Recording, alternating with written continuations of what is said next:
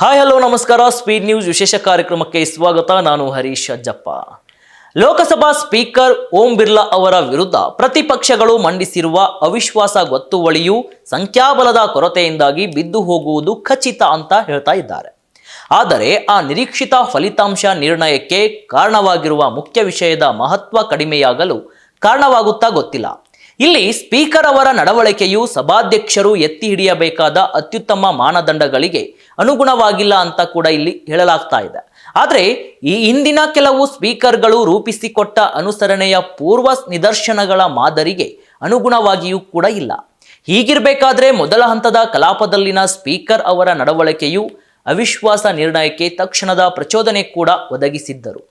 ಈ ಹಿಂದೆಯೂ ಕೂಡ ಓಂ ಬಿರ್ಲಾ ಅವರು ಸದನವನ್ನು ನಿರ್ವಹಿಸಿರುವ ರೀತಿಯ ಬಗ್ಗೆ ಪ್ರತಿಪಕ್ಷಗಳು ಆತಂಕ ಸೃಷ್ಟಿ ಮಾಡಿ ಅಸಮಾಧಾನ ಇಲ್ಲಿ ವ್ಯಕ್ತಪಡಿಸಿವೆ. ಅದೇ ರೀತಿ ಕಲಾಪಗಳು ಕೂಡ ನ್ಯಾಯಯುತವಾಗಿ ಹಾಗೂ ಸಂಸದೀಯ ಪ್ರಜಾಪ್ರಭುತ್ವ ಮಾದರಿಯ ಅತ್ಯುತ್ತಮ ಸಂಪ್ರದಾಯವನ್ನು ಕೂಡ ಅನುಸರಿಸುವಂತೆ ನೋಡಿಕೊಳ್ಳುವುದು ಸಭಾಧ್ಯಕ್ಷರ ಹೊಣೆಗಾರಿಕೆ ಕೂಡ ಆಗಿರುತ್ತೆ. ಆದರೆ ಈ ಬಗ್ಗೆ ಬಿರ್ಲಾ ಅವರಿಗೆ ಯಾವುದೇ ಸ್ಪಷ್ಟತೆ ಇರುವಂತೆ ಕಾಣಿಸ್ತಾ ಇಲ್ಲ.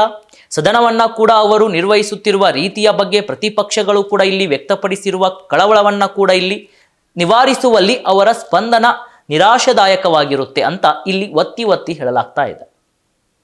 ಇನ್ನು ಭಾರತದ ಸೇನೆಯ ಮಾಜಿ ಮುಖ್ಯಸ್ಥ ಜನರಲ್ ನರವಣೆ ಅವರ ನೆನಪುಗಳ ಅಪ್ರಕಟಿತ ಕೃತಿಯ ಆಯ್ದ ಭಾಗಗಳನ್ನು ಕೂಡ ಇಲ್ಲಿ ಸದನದಲ್ಲಿ ಪ್ರಸ್ತಾಪಿಸುವುದಕ್ಕೆ ಲೋಕಸಭೆ ವಿರೋಧ ಪಕ್ಷದ ನಾಯಕ ರಾಹುಲ್ ಗಾಂಧಿ ಅವರಿಗೆ ಅನುಮತಿ ನಿರಾಕರಿಸಿರುವ ಸ್ಪೀಕರ್ ಅವರ ನಿರ್ಧಾರ ಏನಿದೆ ಅದು ಒಂದು ಕೂಡ ವಿವಾದಕ್ಕೆ ಕಾರಣವಾಯಿತು. ರಾಷ್ಟ್ರೀಯ ಭದ್ರತೆಯ ವಿಷಯಕ್ಕೆ ಸಂಬಂಧಿಸಿದಂತೆ ಭಾರತದ ಸೇನೆಯ ಮಾಜಿ ಮುಖ್ಯಸ್ಥರು ಗಮನಿಸಿರುವ ಅಂಶಗಳ ಬಗ್ಗೆ ಈ ಒಂದು ಸದನದಲ್ಲೂ ಕೂಡ ಪ್ರಸ್ತಾಪಿಸುವ ಹಕ್ಕು ರಾಹುಲ್ ಗಾಂಧಿ ಅವರಿಗೆ ಇತ್ತು. ಆದರೆ ಕಲಾಪಕ್ಕೆ ಸಂಬಂಧಿಸಿದಲ್ಲದೆ ಪಠ್ಯಗಳನ್ನು ಸದನದಲ್ಲಿ ಓದುವುದನ್ನು ಕೂಡ ನಿಯಮಗಳು ನಿರ್ಬಂಧಿಸುತ್ತವಾದರೂ ಪಠ್ಯದ ನೈಜಕತೆ ಏನಿದೆ ಆ ಒಂದು ಪ್ರಯಾಣೀಕರಿಸುವ ಮೂಲಕ ಸಂಸದರು ಸದನದಲ್ಲಿ ವಿಷಯಗಳನ್ನು ಪ್ರಸ್ತಾಪಿಸಲು ಅವಕಾಶವಿತ್ತು.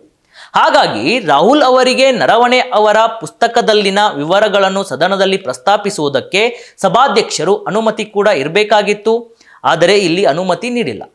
ಆ ಒಂದು ಸಂಸತ್ತಿನ ಅತ್ಯುತ್ತಮ ಪರಂಪರೆಯು ಕೂಡ ಲೋಕಸಭೆಯ ವಿರೋಧ ಪಕ್ಷದ ನಾಯಕ ಮಾತನಾಡುವುದನ್ನು ನಿರ್ಬಂಧಿಸಲು ಒಪ್ಪುವುದಿಲ್ಲ. ಇನ್ನು ಅಷ್ಟೇ ಅಲ್ಲ, ರಾಷ್ಟ್ರಪತಿ ಅವರ ಭಾಷಣದ ಮೇಲಿನ ವಂದನಾ ನಿರ್ಣಯದ ಚರ್ಚೆಯಲ್ಲಿ ಕೂಡ ಪ್ರಧಾನಿಯವರು ಮಾತನಾಡಬೇಕಾಗಿತ್ತು. ಆ ಒಂದು ಸಂದರ್ಭದಲ್ಲಿ ಸದನಕ್ಕೆ ಗೈರು ಹಾಜರಾಗುವಂತೆ ಬಿರ್ಲಾ ಅವರು ನರೇಂದ್ರ ಮೋದಿ ಅವರಿಗೆ ನೀಡಿದ ಸಲಹೆಯೋ ಅದು ಕೂಡ ಇಲ್ಲಿ ವಿವಾದಾಸ್ಪದವಾಗಿ ಎದ್ದು ಕಾಣುತ್ತೆ. ಅಷ್ಟೇ ಅಲ್ಲ, ತಮ್ಮ ನಡವಳಿಕೆಗೆ ಸಮರ್ಥನೆಯಾಗಿ ಮಹಿಳಾ ಸದಸ್ಯರಿಂದ ಪ್ರಧಾನಿ ಮೇಲೆ ದಾಳಿ ನಡೆಸುವುದು ಕೂಡ ನಡೆದಿರುವಂಥದ್ದು.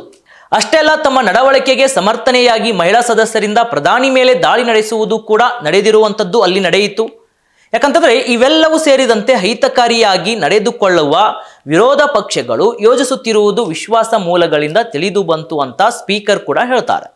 ಒಂದು ವೇಳೆ ಪ್ರಧಾನಿಯವರ ಸುರಕ್ಷತೆಗೆ ಬೆದರಿಕೆ ಇದ್ದಲ್ಲಿ ಪಿತೂರಿ ಮಾಡಿದವರ ಮೇಲೆ ಕ್ರಮ ಕೂಡ ಕೈಗೊಳ್ಳುವುದು ಹಾಗೂ ಪ್ರಧಾನಿಯವರ ಸುರಕ್ಷತೆಯ ಹೊಣೆ ಹೊತ್ತವರನ್ನ ಎಚ್ಚರಿಸುವುದು ಸಭಾಧ್ಯಕ್ಷರ ಕರ್ತವ್ಯವಾಗಿತ್ತೇ ಹೊರತು ಪ್ರಧಾನಿಯವರನ್ನ ಸದನದಿಂದ ದೂರವಿರಿಸುವುದು ಸಮರ್ಪಕವಾದ ಪ್ರತಿಕ್ರಿಯೆ ಅಲ್ವೇ ಅಲ್ಲ. ಇನ್ನು ಸಂಸತ್ತಿನಲ್ಲಿ ಚರ್ಚೆ ಸಂವಾದಗಳ ಗುಣಮಟ್ಟ ಮತ್ತು ನಡವಳಿಕೆಯು ಇತ್ತೀಚಿನ ವರ್ಷಗಳಲ್ಲಿ ತೀವ್ರವಾಗಿ ಕುಸಿಯುತ್ತಿದೆ ಅಂತ ಹೇಳಿದರೆ ಅದು ಒಂದು ಕೂಡ ತಪ್ಪಾಗಲ್ಲ. ಯಾಕಂತಂದ್ರೆ ಈ ಒಂದು ಸಂಸತ್ತಿನಲ್ಲಿ ಚರ್ಚೆ ಸಂವಾದಗಳ ಗುಣಮಟ್ಟ ಯಾಕೆ ಕಡಿಮೆ ಆಗ್ತಾ ಇದೆ ಅಂತಂದ್ರೆ ಅಲ್ಲಿ ಬರೀ ವಾದಗಳು, ಪ್ರತಿವಾದಗಳು, ಜಗಳಗಳು, ತಂಟೆಗಳು, ಅವ್ರ ಮೇಲೆ ಇವ್ರ ಮೇಲೆ ಅವರು ಅಂತ ಆರೋಪಗಳು ಪ್ರತ್ಯಾರೋಪಗಳನ್ನ ಮಾಡ್ತಾ ಇದ್ರೆ ಈ ಒಂದು ಸಂಸತ್ತಿನಲ್ಲಿ ಏನು ಚರ್ಚೆ ಮಾಡಬೇಕು ಅದನ್ನು ಬಿಟ್ಟು ಇನ್ನು ಬೇರೆ ಎಲ್ಲ ವಿಷಯಗಳನ್ನ ಚರ್ಚೆ ಮಾತನಾಡ್ತಾರೆ ಅಂತ ಜನಸಾಮಾನ್ಯರ ಪ್ರಶ್ನೆಯಾಗಿರುವಂಥದ್ದು. ಇಲ್ಲಿ ಸಭಾಧ್ಯಕ್ಷರು ತಮ್ಮ ಕರ್ತವ್ಯವನ್ನ ಪರಿಣಾಮಕಾರಿಯಾಗಿ ನಿರ್ವಹಿಸುವಲ್ಲಿ ವಿಫಲರಾದಾಗ, ನಿಷ್ಪಕ್ಷಪಾತವಾಗಿ ಹಾಗೂ ಸ್ವತಂತ್ರವಾಗಿ ಕಾರ್ಯನಿರ್ವಹಿಸುವಲು ಸೋತಾಗ ಕಲಾಪ ಅರ್ಥಪೂರ್ಣವಾಗಿ ಸಾಗುವುದಕ್ಕೆ ಅಗತ್ಯವಾದ ಅತ್ಯುತ್ತಮ ಮಾನದಂಡಗಳು ಮತ್ತು ಸಂಪ್ರದಾಯಗಳನ್ನು ನಿರ್ಲಜ್ಜೆಯಿಂದ ನಿರ್ಲಕ್ಷಿಸಿದಾಗ ಈ ಕುಸಿತ ಮತ್ತಷ್ಟು ಆತಂಕ ಹುಟ್ಟಿಸುವಂಥದ್ದಾಗುತ್ತದೆ. ಆದರೆ ಅವಿಶ್ವಾಸ ಗೊತ್ತುವಳಿ ಮಂಡನೆಯ ಸಂದರ್ಭವನ್ನು ಬಿರ್ಲಾ ಅವರು ಕೂಡ ಸ್ವತಃ ಸ್ವೀಕರಿಸಿಕೊಳ್ತಾರೆ. ಏನೇ ಹೇಳಿ, ಒಟ್ಟಾರೆಯಾಗಿ ಬಜೆಟ್ ಅಧಿವೇಶನದ 2ನೇ ಹಂತ ಮಾರ್ಚ್ 9ರಿಂದ ಪ್ರಾರಂಭವಾಗಲಿದ್ದು ಸ್ಪೀಕರ್ ಕಾರ್ಯವಿಧಾನದ ಪರಾಮರ್ಶೆ ಹಾಗೂ ಸದನದ ಘನತೆಯನ್ನ ಸಂರಕ್ಷಿಸುವ ಕುರಿತಾದ ಅರ್ಥಪೂರ್ಣ ಚರ್ಚೆ ನಡೆಯುತ್ತಾ ಇಲ್ಲಿ ಅಂತ ಕಾದ್ ನೋಡಬೇಕು. ಇದಾಗಿತ್ತು ಇವತ್ತಿನ ವಿಶೇಷ ಕಾರ್ಯಕ್ರಮ. ನೋಡ್ತಾ ಇರಿ ಸ್ಪೀಡ್ ನ್ಯೂಸ್ ಕನ್ನಡ. ಸುದ್ದಿ ನಿಮ್ಮದು, ವೇಗ ನಮ್ಮದು.